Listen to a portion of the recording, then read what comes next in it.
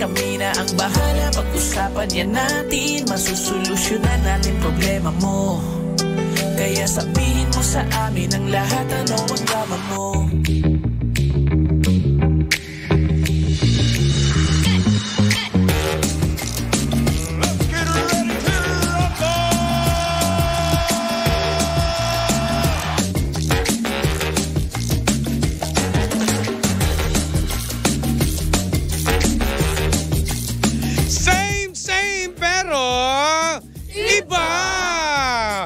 Number 106.7 Energy FM, Pangga. Huwag mo sabihing radyo, sabihin mo. Ang saya-saya, nagkakagulo tayo dito. Oy, oras natin 5:30 na mga Pangga. Oy team bahay, team online. Oy, share nyo na ang ating live Energy FM 106.7. Nako, lalo na sa mga Pangga po natin dyan na boring po sa kanilang sarili. Nako, eto na sa mga kaastig natin. Mga kastig, handa na ba kayo? Lalo na yung mga sa panibagong araw natin, no? Para sa mga exciting na ganap sa work, gagawin natin mas exciting pa yan. Ha? Nasa bahay ka man, nasa kalye, o saan ka man naroroon yun. No? Ganito gawin mo, kunin mo yung cellphone mo. Tapos, i-download mo ang Arena Plus app. Ganon! Dahil mga Pangga, sa Arena Plus, astig ka sa sports. Diba? Sa Arena Plus, ito yung hottest online sports betting platform ng talaga namang magpapabago sa paraan mo na pag-i-enjoy sa paborito mong laro. Siyempre, no, ito na yan ha. Para makita mo agad, i-download mo muna at mag-register ka dyan. Dahil ngayong taon, bilang suporta po ng Arena Plus sa mga Pinoy na atleta sa Paris Olympics 2024, inilunsad po ang ginto para sa ating mga atleta campaign. Ikaw din, pwede mo rin suportahan ang mga kababayan nating atleta. Kasama ang US Ambassador ng Arena Plus na sa... nagulat ako dito sa pailo natin na si gymnast and Olympian Carlos Yulo at boxing champ na si Yumir Marshall, mga Pangga. Yan. At syempre, mangolekta ka rin, Pangga. Mga kastig ng up to 2024 ang daily rewards gamit ang Arena Plus mula July 15 hanggang August 11, 2024 as Olympics Payday. Yun Bonggang-bongga naman. At ito rin po ang astig talaga. Sa Arena Plus, hindi mo na kailangang maghanap pa kung saan-saan ang mga latest scores and results sa mga inaabangan mong laro worldwide. Eto na. Dahil sa Arena Plus app, kompleto na. Kompleto Ricardo's Iga nga. Kasama sa mga exciting na games po ang PBA, NBA, PBL. Wow, ulitin natin ulitin natin para mas maklaro PBA, NBA, PBL, soccer, basketball, volleyball, boxing at marami pa. Pwede mo rin masubaybayan nito mga kastig ang mga live games ng local at international sports properties sa kanilang web-based or mobile applications na gamit po ang iyong mobile device. Diba? All-in-one na yan. At nako, eto na. Ang Arena Plus at po sa mga panggapo natin yan at mga kastig natin, ito yung mga certified sports lover natin na nakatutok din, nanonood sa atin live, sa Facebook Live at syempre mga nakikinig sa radyo, eto na. Tumuto ka na dahil no need to go outside para lang makapaglaro dahil sa Arena Plus, kahit sang lugar ka man naroroon, napa-CR. Nasa bubong, ika nga, sabi ni Sheena, pwedeng-pwede kang makapaglaro nito. Ganong kasimple at ang Arena Plus po ay lisensyado po ito ng PAGCOR, mga Pangga. At talagang hindi ka matatakot dahil maraming scam ngayon sa online, no? Dami. Ito naman, lisensyado to ng PAGCOR kaya wala ka nang dapat intindihin at ikatakot. At dahil po dyan, ang astig natin na mga endorsers natin, sabihin na natin, ang kastig nating mga multi-awarded, nako, eto na. Pagdating sa larangan ng basketball, walang ibang ating Pinoy basketball sensation sa mundo ng PBA na si Scottie Thompson ng Barangay Ginebra, San Miguel at ang Pinoy Pride na umaariba sa mundo ng NBA. Phenomenal Phil-Am basketball na star na si Jordan Clarkson from Utah Jazz. Di ba? Parang international lang talaga. Kaya naman gawin natin astig yan, lalo na kapag nakapag-download ka, mga astig ng Arena Plus app, mas maganda lalo pag meron kang pinapakinggan. Yung solid. Diba? Yung talaga namang gaganahan kang maglaro. Eto na, ang halina sa Arena. Atid sa atin yan ni Glock 9. Kaya pakinggan na natin. Pasok! Sa Arena Plus.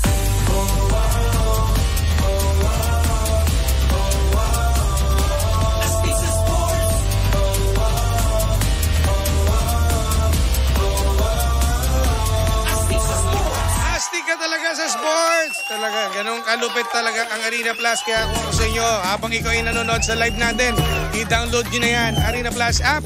At syempre, yung mga mga astig natin, ang Arena Plus, ang official gaming partner ng PBL, STL at MPBL. Kaya sa mga astig natin, listeners and followers natin and viewers, download nyo na Arena Plus app. At pwede mo rin yan mapanood sa arenaplus.ph. At yung magda-download po, available to sa App Store. Pwede nyo rin i-download ang Arena Plus app, ha? At syempre sa Arena Plus, astig sa sports! Ito po ay para sa mga 21 years old and above. Keep it fun, game responsibly. At may pabati muna ako. Batiin ko muna to habang bago natin ibato ang ating drama ngayong araw ng Huwebes. Pabatiin ko muna ang aking kaibigan. At nanonood ang aking kaibigan na si Pops Emon, na isa sa pinakamalapit na ambassador ng Geely Helmet Philippines. Nanonood ang aking kaibigan na si Raymond. Sinabi ito itong pangalan. Pops Emon, pa-shoutout habang bantay kay Baby Cham Cham. Ay, Baby Cham Cham! Happy Thursday! At hello na rin pala sa ating kaibigan ulit sa may Sambales, no? Ang aking kaibigan dyan, yung sila Boss Jaime. Boss Jaime! Nandyan sa Sambales ngayon kasama si Kap. Ang pinakagwapong kapitan ng Sambales na si Kap Etchauri. Kap!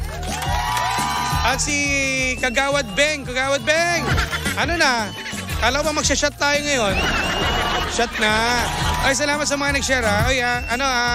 Boss Jaime. At kay paring JR Suwazo. Sa lahat ng Suwazo family, no? Ayan. Kay Ma'am Marika. Kay Bandap. Tingnan natin. Ito na. Natin patagalin ang ating drama ngayon na mga kasama natin. Ang matagal nang hinihintay. Si DJ Nix. DJ Nix! Magandang hapon sa'yo, DJ Nix. Magandang hapon, mga bangga! Andiyan na sintok eh. Hi, Kuya Jim! Hello sa'yo, DJ Nix. May babatiin ka daw. Bati mo na. Ayan, binabati ko po ang aking mama. Ayan. Happy birthday, Mama! Si Mama? Hazel Santos. Ayan, birthday niya po ngayon. Mama Hazel, happy birthday! Ano pong handa? May Shanghai ba to? Kanina meron. May Shanghai. Ba't di ka nagdala? Meron palang handa. Sorry na. Wala Kalakasan talaga eh. Anyways, ito na. Ang ating ngayon, drama ngayon. Ito kasi meron tayong tropa. Ano ba yung drama natin, Kuya Jim? Yung tropa kasi, hindi niya lalong gagawin niya. Pero dumating na broken to ha. Broken. So ito, DJ Nix. Tatanong kasi siya. Sinabihan niya ako kanina, DJ Jim, paano ba maka-move on? Ano ba yung mga paraan para maka-move on siya? Siguro para makalimot. Ikaw ba sa mga sa mga ganyang bagay, gusto ko malaman, kayo mga babae, paano ba kayo maka-move on? Sa amin kasing mga babae, Kuya Jim, iniisip muna namin yung kapakanan namin. Kumbaga hindi, iniiyak namin lahat. Sa isang, kailan yan? Kapag yung last usap ninyo, gano'n, may... Depende kasi sa tao. Papakita mo sa kanya? Tapos? Depende. Kasi para sa akin, parang syempre, iyak muna. Pero sa mga karamihan sa mga kababaihan. Paano mo sasabihin? Sige, kunyari ako yung ex mo. Sino ba ex mo? Ha? Wala. Wala ka palang ex, no? Wala. Kunyari ako. Hindi ako nakikipag-usap eh. Kumbaga muna, finifeel ko muna, parang iniiyak ko muna lahat. Oo. Tapos anong gagawin mo para makamove on ka? Matagal kasi. Sobrang tagal. I mean, iyak, tapos forgiveness, patawad. Tapos last is acceptance. Kasi, Nagagawa mo ba yun? nagagawa naman yung ganun. Syempre, wala ka naman magagawa. Hindi mo naman mapipilit yung isang bagay na gustuhin ka. Ako iba Diba? Ano ba yung sa'yo, Kuya Jim? Kasi ako, yung ginawa ko noon, yan itong ginagawa ko eh. Yung mga bagay, yung dati pa na kami ay magkarelasyon pa, maraming bawal eh. Bawal makipagtropa. Diba? Bawal makipag-inuman. Diba? Ganun eh. May mga bawal. Kasi diba, ikaw naman dumating ka sa relasyon, diba? May pinagbabawal ka. Gusto ko lagi tayo magkasama. Gusto ko ganito, ganyan. Yung mga bagay na binagbawal niya sa akin, ginawa ko. Ginawa mo? Oo, naglasing ako. Gano'n, naglasing. Ano naramdaman niya? Nalaman niya. Wala na siyang pakialam doon. Wala na kami. Di ba? Kaya nga mag-move on na ako eh. Ay, sa bagay. Diba? Yung mga binagbawal niya, ginawa ko. Ano naman naramdaman mo? Satisfied ka naman sa mga nagawa mo? Hindi, yung time na kasi, syempre, lahat naman tayo kapag dumating sa breakup, hindi mo talagang gusto mo pang maibalik eh. Totoo. Pero ako, madali ako magsawa pag natikman ko na yung pagmamahal niya. O bakit? Ano yung sasabi mo? Pag natikman mo na yung pagmamahal niya. Kasi diba, kung bakit naibigay niya sa akin lahat, kung hindi talaga kami, hindi kami. Kasi kaya ko naman tanggapin eh. Kaya mo tanggapin? In the span of ilang months? Mga tagal-tagal din, siguro mga isang araw. Grabe naman yung isang araw, Kuya Jim. Hindi, mga siguro, mga isang linggo, 2 weeks, mga ganyan. Gano'n naman. Hindi naman isang araw lang kasi syempre, marami naman kayong mga memorable moments na. Totoo. Diba, na mga hindi ka ba nagre-relapse? Like parang, kunyari, may isang lugar na napuntahan nyo, tapos maaalala mo gano'n. Normal naman yan. Lalo na pag kung saan kayo kumain dati, tapos pupunta ka doon, maaalala mo. Diba? Pero hindi ka na nasasaktan. Tanggap mo na ganun. Pagka pumunta ka sa isang lugar. Like parang, wala na, masaya ka na. Ano na lang eh. Siguro sa first week, maalala mo pa eh. Pero sa second week, kumbaga, nakamove on ka na. Kasi wala naman talaga mangyari. Dapat ganun din, ina-apply nyo rin yan sa sarili nyo bilang kayong mga babae. Kapag halimbawa, hindi na talaga. Kasi hindi naman, ang dami pang mga karapat dapat para sa atin. Karamihan naman ngayon, Kuya James. Tingnan mo ako, naganap ako ng iba. Pero bumalik din ako sa dati. Okay. Karamihan naman sa mga babae, Kuya Jim, parang hahayaan na muna nilang mapagod ng mapagod hanggang sa maubos sila. Hanggang kailan ba? Depende sa sakit. Ikaw tatanungin ko, hanggang kailan ba kung ikaw nasa sitwasyon na yan? Hanggang kailan ka mapapagod? Ano ba yung sitwasyon niyang tropa mo? Ha? Ilang years ba yan nung ano? Siguro, to eh, parang 4 na taon din. Uy, 4 na taon? Mga ganun din. Ang tagal 4 din. 4 na taon, oo. Kung 4 na taon, tas ako'y nasa kalagayan niya, tapos nakipag-hiwalay sa akin, matagal-tagal din talaga ako makakapag-heal. Matagal. Mga ganun katagal nga. So, hindi katulad ko, 1 week, 2 weeks, ganun. Grabe, hindi ko kaya eh. Kasi sobrang... So, bilang ikaw, nasa ilan? Kasi ako. Buwan, gano'n? Buwan or taon. Aabot ng taon, Kuya Kaya Jim. ka pala ganyan. Diba? Diba? Okay. Tama. Siyempre, dyan sa tropa mo, Kuya Jim, siyempre, isipin natin na mahirap talaga sa una. Pero as the day and months goes by... Hindi rin talaga maalis kasi doon sa kaibigan kong babae. Kasi first time niya eh. First time niya. Binigay niya lahat. Diba? Pero maintindihan naman natin doon kasi akala niya, yun na, sureball na siya doon. Oo. Lalo na syempre madami na rin. Ang hirap makamove on, lalo na kung may binigay ka na na hindi pa dapat sa ganung panahon. Oo. Kaya nahihirapan naiintindihan ko naman siya. Kasi nga sabi ko, mahirap talaga sa ganyan sitwasyon. Pero hindi mo na wala na eh. Kaysa naman pilit mo, naghahabol ka. Tsaka isa pa, wag kang gagamit ng ibang tao for the sake lang na naghahanap ka ng pagmamahal. Ang pinaka-the best kasi dyan, kung alam bang wala na kayo, i-block mo na. Tama naman sinasabi, Sheenie. Oo nga, tama. I-block mo na. Namiss ko na sa Ate Sheena. Ate Sheena, pero wag mo lang siyang iba-block tapos tinitingnan mo ba? Di ba may ganun kasi di ba kapag binlock natin sa Facebook, nakikita mo pa rin yung history. I mean yung message niya, kahit pwede, kasi nakalagay doon option unblock eh. Pwede mo pang ibalik eh. So dapat talagang buray mo na rin yun para hindi mo na siya delete. Para ma-accept mo na din kasi talaga. Okay, tanggalin mo na rin yung Facebook mo, magbago ka. Lahat reformat talaga magbago lahat. Ka. Kung gusto mo talaga makamove on, kasi habang nasa isip mo yun, na binlock mo lang siya, pwede mong anytime tingnan eh. Tama. Sa tingin mo ba itong kaibigan mo na to, Kuya Jim, itong mga sinasabi natin, ma-apply kaya niya? Ay, hindi, tanga rin yun eh. Parang yung kaibigan ko rin. Ang dami mo namang kaibigan na nagbo-move on. Well, ang pinaka-the best niyan, sabi nga nila, wala namang magaling na mag-advise o hingi ka ng advice sa mga taong kakilala mo eh. Totoo. Ikaw rin na makakasolve ng problema mo. Totoo. Kasi kahit namang anong pilit na sabihin sa'yo na mag-move on ka na sa sarili at utak mo naman. Wala mangyayari. Hindi mo Totoo na naisip pa yan. yan. Kaya naintindihan namin yan. Kumbaga decision talaga yun ng tao. Kahit anong sabihin mo, kahit anong advice mo, kung hindi naman talaga pumapasok sa isip niya yun, wala kang magagawa. Kaya dapat ang trabaho ng mga kaibigan ay lagi nasa paligid niya. Suporta. Suporta yan. Kaya may ganun dapat. Iparamdam natin. Din ako.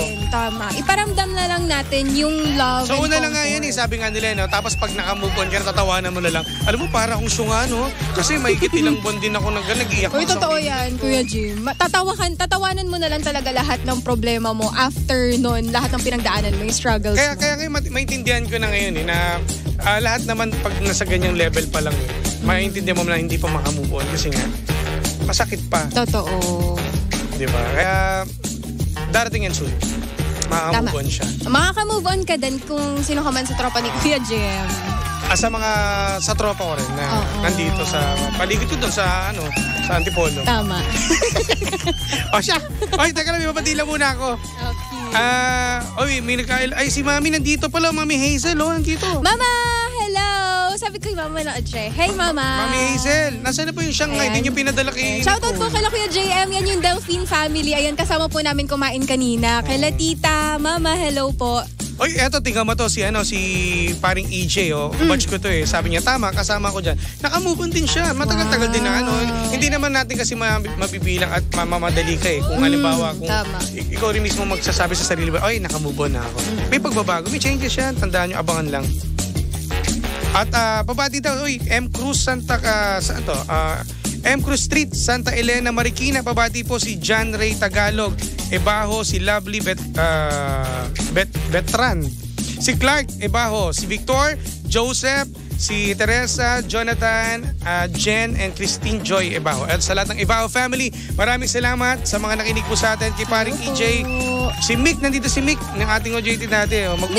Sabi niyo, mag-move on ka na. Mick, yung kaibigan ko yun. Oo, mag-move on na daw yung kaibigan natin. At syempre kay Sally Villar. Ayan. Hi, Tita Sally. Sally Villar, hello po. Sally, Shoutout po sa inyo. Kano yung si, Ha? Sir Manny. Sir Manny Villar. Hindi nga. Oo nga, baka kamag-anak. Patrick Santos. Ayan, good afternoon. Ate Baby. Si Nadine Domingo. Pa-shoutout po sa mga taga, sa lahat ng Sikat family. Oy, Sikat pala to Wow. Ayan. Alright, hello so po. Maraming salamat mga pangga at DJ Nix, baka may babatiin ka pa dyan. Ayan, yun lang. Shoutout lang sa family ko, sa friends ko, ng mga nanonood. Yan. Thank you so much guys sa support niyo palagi. Ano ang bottom line nito na mabibigay mo sa kanya? Acceptance talaga. Acceptance and then looking forward. Look forward talaga palagi. Alam mo na ha? Kasi mahirap yung sinabi mo lang. Hindi, di ba? Sinabi mo lang, i-apply din natin sa ating mga sarili. Oo. Pag dumating ka sa point na may ganyan ka. Tama. Tama ba? Sheena tuloy. Akala ko na dito si Sheena. Akala ko dito si Sheena. Tayo, walang boses pala yun Anyways, exit na tayo. Maraming salamat. Si regular Esmon Ramos, maraming salamat. Ito na mga pangga. Susunod na ang The Monarch of the Philippine Radio. Walang ibang kundi si Kuya Chico. Maraming salamat po mga pangga. I-like at i-share nyo ang aking official Facebook page, DJ Jimbo, at sa TikTok at DJ Jim 1067. 1067, yes. Thank you, Nix. Thank you so much po. Kami po ang same, pero iba! We are number 106.7 Energy FM. Pangga. Pangga, huwag mong sabihin radyo, sabihin mo. Energy!